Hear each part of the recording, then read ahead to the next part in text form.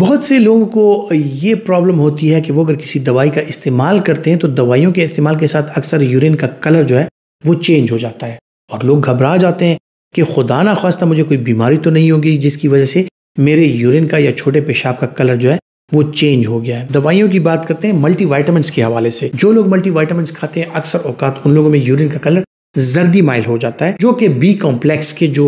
Vitamins हैं उनके साथ हो सकता है। और इसी बी कॉम्प्लेक्स के विटामिन की वजह से जो यूरिन का कलर चेंज होता है, लोगों को अक्सर औकात ये एक धड़का सा लगा रहता है कि खुदा ना खास्ता मुझे यरकान तो नहीं हो गया, या ये दवाइयां जिगर के लिए नुकसानदेह तो नहीं थी जिनकी वजह से मुझे यरकान हो गया क्योंकि मेरे यूरिन का कलर जो है वो भी पीला पड़ गया। सो ये नेचुरली हो सकता है। कुछ दवाइयों में उस दवाई की इंटेग्रिटी को, उस गोली, टैबलेट या सिरप को बरकरार रखने के लिए कुछ एडेड प्रिजर्वेटिव्स या उनको प्रोटेक्ट करने के लिए, उस दवाई को प्रोटेक्ट करने के लिए कुछ एडेड चीजें मिलाई जाती हैं जिनका कलर भी यूरिन में उसका अखराज हो सकता है।